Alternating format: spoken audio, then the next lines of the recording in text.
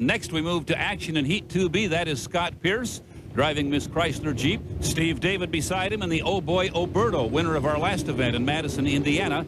Then trailing out of the turn for the rundown to start finish, Mike Hansen in the white boat, and to his left, the green boat, is Terry Troxel in Zenetics 2. This is the way they set up, Mark, for the start of 2B. Pretty good start, especially by Troxel. Yeah, he got right up in there. Hansen was back just a little bit, but he should make up some time. We got Scott Pierce on the outside. He's doing really good this weekend. Last time he was here, he went on his head about 4 years ago, so he's shaking out the bugs today. Terry Troxel doing a nice job through the big turn in lane 1, but he has a lot of speed just off to his right. The white boat, racing here for local sponsor Tubby's Subs for Mike Hansen, has been really quick all weekend. He really has. He's been top qualifier in some of the previous races, and he's got the boat handling really well. Looks a little out of hand sometimes, but I'm sure Mike's got a hold of it. Here they are now, hooking it up in that 200 mile per hour. We can't say straight away because there's a little bit of a kink right here, but this is a high speed and a high sponson for Mike Hansen on the outside as Troxel brings him through the rooster tail turn here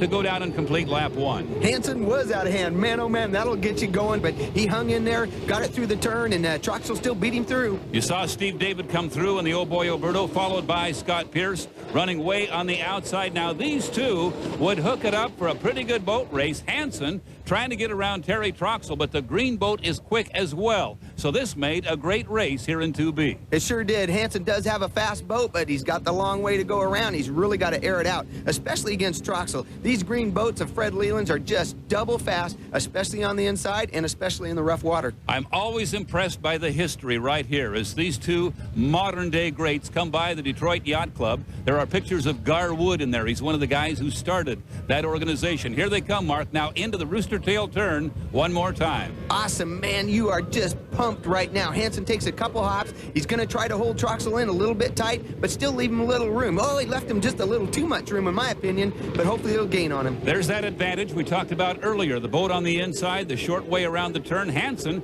had actually overtaken Troxel just slightly, but now he has to do it again as Troxel picked it up in the turn. He must have had some great momentum so that he could accelerate a little faster than Troxel, and did really well. Steve David running in third place in the Oh Boy Oberto. That's where he would finish. In Heat 2B, it was Hansen, Troxel, David, and Pierce in that order. Now that's some boat racing. That was good job. Good for hanging. Detroit boat racing there. That's right. So you just hung it. He was leading you for a while, and you hung in there with him and got him on the straightaways. Well, we need the points. After I messed up in the first heat, we need to get as many points as we can to try to make that final tomorrow afternoon. God, we want to be there, Mark. All right. Great job, Mike. Stay with us for more from the Chrysler Jeep APBA Gold Cup in Detroit. Welcome back to the Chrysler Jeep APBA Gold Cup from Detroit, Michigan. I'm Steve Montgomery along with Mark Evans. The world's fastest boat racers are here in pursuit of the Gold Cup. This was the start of Heat 3A this morning. We are now running 5-lap preliminaries, and in this one, Mark, Dave Villwock and Miss Budweiser on the outside being a little generous with the room he's leaving off to his left there. Unbelievable. He was way outside. Dave normally just really pinches him in tight, but maybe he just wants to try to keep his momentum up. Steve David doing a nice job of getting through the turnover in lane 1. Scott Pierce between boats as we go on board with Dave Villwock. These are great shots. I just love it. Sit in front of my TV and watch this all day long, but notice Dave's working that front canard wing, trying to keep it on the water as they enter the Belle Isle turn. From our O'Doul's eye in the sky now, you see the boat on the outside a little bit faster than the one to his left. Has to leave room for him, though. It's not like car racing where you can pull over right in front of the guy. You whack somebody with that rooster tail, that is a major penalty. Now, out of the turn, headed up the backstretch, and here, the Budweiser top end should make the difference, and it did. It really does. Dave can hit 200 miles an hour easy with the Miss Budweiser boat, where Steve David's just a little bit slower. But again, we keep talking about the inside lane. Maybe Steve David can get a good turn here and come out in front. Now, if you're Scott Pierce running between those two boats, you're very glad that Villwock is leaving some room to his left. You really are, because when it closes up, you saw what happened earlier. You could spin out, get water down the inlet, put the fire out. So it's great that Dave's given some room like that. Now, look at Steve David. He's actually ahead of Dave Villwock at this point, using that inside to an advantage, and the fact that Villwock has to leave an extra lane in there. He really does have to leave a lane, but he's got enough boat lengths. I'm not sure why he's not moving over. You got your radio man will tell you when you can move over. You also have your mirrors, but maybe he's just staying out wide, looking for some nice smooth water and getting a nice, good, smooth ride. It takes 7 boat lengths, the overlap, before he can move over in front of Scott Pierce. He appears to have just about that, and he may be playing it just a little bit conservative here, Mark. He does not want a penalty. That would cost him a lot of points, and you can see Scott, he's still back there between boats. As we go back on board now, this is what it looks like at 200 miles per hour, throwing that big boat through the turn. Man, you really got to hang on to this thing. You basically have 6,000 to 7,000 pounds of boat right on that steering wheel, so you have to hang on to it going through these tight, rough turns. Down the front straightaway now, the start-finish barge went by on his left. Vilwalk continuing to run wide. Pretty good hop there by both boats as they cross start-finish line to go into the Belle Isle turn. Steve David's boat, the Oh Boy Oberto, seemed to be handling lane 1 very well here on the Detroit River. First place points in Heat 3A to Dave Vilwalk, followed by Steve David, then Greg Hopp, Mitch Evans, and Scott Pierce. Good job. Hey, a little tougher to win from the outside, huh? Yeah, it's a long way around there. And, you know, but the guys, once again, the water started to get rough, you know, and so we kind of couldn't get around Steve David and the Oberto, you know, until it got a little later in the laps. Water got rougher, and then that's where the handling came into it. So, well, that's the 5 laps. Gives you a little bit more to roughen it up. yeah, it sure does, and it gets rougher in 5 boats and all that. It's going to be that way later, though. Our Hot Boat Magazine driver profile features the Racing Weber brothers, Mike and Mark, driving for the USA Racing Partners. 2 drivers down to 1 race boat. So what's the deal? You break the boat, and he loses his ride. What's the deal there? Boy, does that make you feel bad or what? I was really feeling bummed, and I knew when I broke that problem going, man, Mike just lost the ride in the Gold Cup.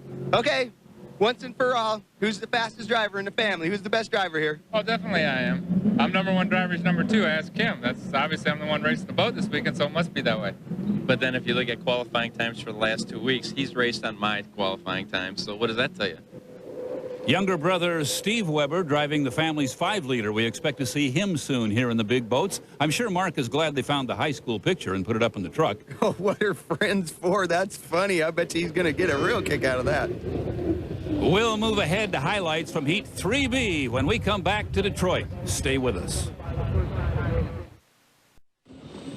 Welcome back to Detroit, Michigan. Steve Montgomery along with Mark Evans. We are preparing for the running of the winner-take-all final heat of the 2001 Chrysler Jeep APBA Gold Cup. We look back now on action from this morning. The start of Heat 3B as the field came down to make a start. From your right to left, it's Mike Hansen, Ken Muscatel, Mark Webber, and then on the outside, Terry Troxel back a little bit at the start. Mark Webber now in the middle of the pack, but off to his left, Mike Hansen and the Tubby Subs, I love that name, starting to flex some muscle here. And Hansen made a great start. Weber's got to watch his peripheral vision there going into this turn. Make sure he doesn't crowd in on over to Muscatel. Hold his lane. Once he gets on that backstretch and heads for that yacht club, he can make the decision to move over. Right here, the only thing he has to go by is the rooster tail off to his left, and that is Mike Hansen. After a half a lap, he had a big lead here in 3B. He sure did. He was very comfortable with his lead, and now he can run any course line he would like. You have to have 7 boat lengths before you can move in or out, but he can take a line similar to the way he does when he qualifies.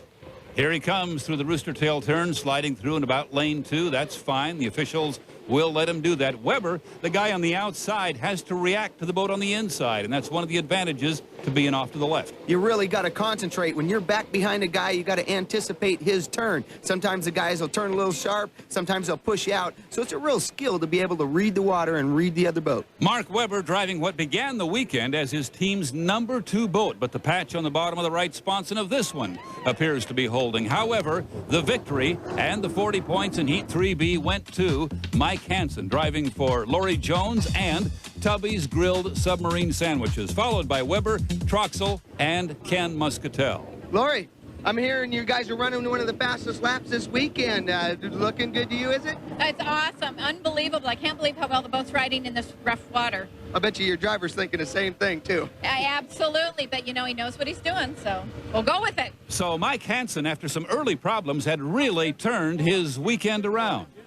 Hey, Mike, I'm hearing you ran one of the fastest laps this weekend and in the inside lane, too. You comfortable in that inside lane? Well, we ran the inside lane, the big turn down there, but I gave myself a little bit more room to maneuver down here. I knew if I could put them away in the first turn, I just let it drift out a little bit. I hope I left enough room for everybody on the Sort of outside. kind of like when you're qualifying, you just come in early. It was just a qualifying lap. We knew we had to be on the money with full power, and I needed those 40 points bad.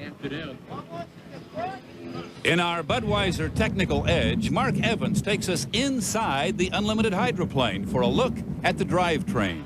A lot of people don't understand how the heck you get the turbine engine to drive the propeller in the back of the boat. Right here is a good example of Fred Leland's gearboxes. They're kind of like a V-drive. The engine sits right up here, drives right into this top coupler system, and comes out here. That's the propeller shaft which drives the prop. Quite a process to build one of these things, and sometimes they're pretty high maintenance. But the Leland team, as you can see, he's got a whole bunch of them, keeps them in the race. Now we got the engine up in the boat. This engine spins approximately 15,000 RPMs. So here comes the shaft right out of the engine, straight into the gearbox, and it reduces the RPMs to the propeller. The propeller, we only want to spin about 9,000 RPMs, so it's a reduction type box that puts the power right back to the propeller at a little bit lower RPM. And as you can see, we're down underneath the boat. This is the shaft log that comes down where the propeller shaft comes out. You got to have a seal to keep the water from going up inside.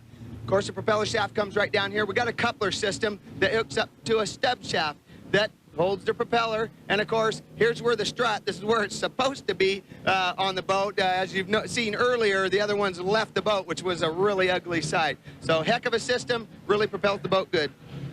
We'll recap the racing in heats 4A and 4B when we come back to the Gold Cup in Detroit. Welcome back to Detroit, Michigan. You are looking at the Detroit River. This is the way the boat scored up for the running of Heat 4A of the 2001 Chrysler Jeep APBA Gold Cup. We are approaching the time of the winner-take-all final, but first, a look back just a short time ago. This is the way the start went, Mark Evans, for 4A. Well, we got little brother Mitch Evans on the inside, Mike Hansen lane 2, Dave Vilwalk in 3, and Greg Hopp out in lane 4. And you see Vilwalk in the Red Rocket take off and lead the field through the big turn. He is running out in lane 3 with some pretty good speed, Mark, off to his left. Here you can see a shot from the inboard camera. Notice that canard flap up front that he works with his left foot to control it. From our O'Doul's eye in the sky, you see Greg Hopp running just outside the Budweiser Rooster Tail, and you just get a look at Mike Hansen off to the left there in the spray. But Vilwalk absolutely wired the start in this one, Mark, as he does so often, moved out to a big lead. He did a great start, and that's what you need to do when you're starting from the outside. You got to have that head of steam up so you can beat the guys to the turn and then start drifting over and making a shorter way around the track. You saw Greg Hopp just briefly. Now, Vilwalk, we see, has moved over onto the buoy line, so someone has told him that he has that 7 boat length overlap. That's right. You get a little word from your radio man, you can move over. You always check your mirror just to make sure, just like driving your car, scooch on over and take away that guy's lane. So Mike Hansen in the white boat, Greg Hopp in the green one, both now have to move outside the Budweiser Wake and Rooster Tail, and from that point on, Vilwalk really had 4A under control. He's got clear sailing when you're out running like that. The guys are going to probably just settle in behind, get a few points, and get ready for the final. Inboard shot again. Whoa, did you see that? Man, he was out of shape that time. That is really out of shape. Got the canards very high, and you can see why here he got up in the air and had to bring the boat back down right in front of the yacht club. There always seems to be a spot over there. I don't know if it's from the pleasure boats or if it's from the wind coming through, but you always got to be careful right in that area. So the top 3 here in Heat 4A scored enough points to make it into the front row of the final. Vilwalk, Hansen, and Hopp advance. Evans and Pierce will not. Yep. Dave, we were standing here, and Bernie was kind of going, whoa, on that last one. Is that what, that's about That's what you what were I doing? said. Whoa! The crowd was doing the same thing with you guys. But, We were showing the Bud that's on the bottom of the Miss Budweiser to the Detroit Yacht Club. hey, now, you're only supposed to do that on the crane, I hear. Yeah. But, great race. Yeah, I mean, we got out in some clean water. I think Mike got up in some tough water coming through this turn, you know, so that got us in and then out of that turn in a little better position. So that was really the race right there. Yeah. Okay, you're set Mike- for the final then. Mike was doing a tremendous job, and had that water not changed like that, I don't know where we'd have been. Yeah. But that's good. Good run. Yeah, managed to get that one. All right. Time to bring in the 3rd member of our broadcast team, Jim Hendrick, with a look back in this edition of Alamo Almanac. Well, thank you, Steve. One of the most interesting Gold Cups, especially here in Detroit, was just 2 years ago when Chip Hanauer came out of retirement in 1999 to drive Fred Leland's Miss Pico.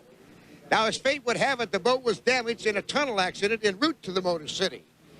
Instead of getting a chance to drive, instead of getting a chance to qualify, He sat on the beach while the boys, the team, led by Ken Dryden, worked so very hard to get it ready. At the last minute, the very last minute in the morning of the race, Chip Hanauer not only qualified the boat, but he won his 11th career Gold Cup.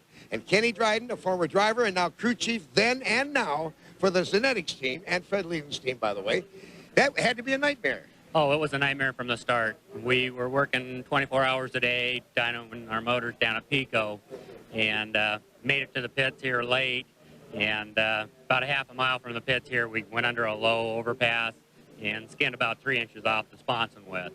Oh, my goodness. And you worked, and you got it ready, though. We got it ready. It was a real crash. We worked all night again. And, of course, the results was the Miss Pico won the Gold Cup of 1999, and it was the 11th career victory in the Gold Cup range for Chip Hanauer. For the Alamo Almanac, I'm Jim Hendrick.